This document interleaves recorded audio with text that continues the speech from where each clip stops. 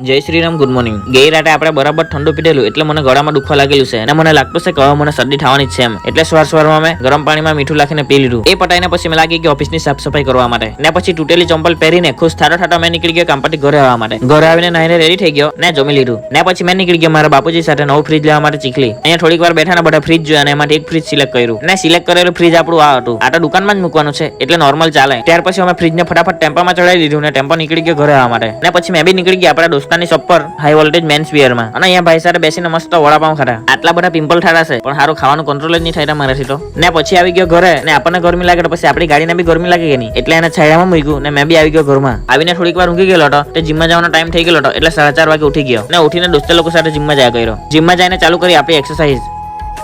જીમમાં બધી એક્સરસાઇઝ પટાવી ને પછી આવી ગયો ઘરે ને ઘરે આવીને હાથ પગ ધોઈને જા કરે દોસ્તો લોકોને બેસવા માટે. અહીંયા ખાધી મસ્ત ઠંડી ઠંડી પેપ્સી. તો મારા ભાઈ સેન્ડો બી લીલી જ પહેરેલી ને એ જ કલરની પેપ્સી બી ખાધી.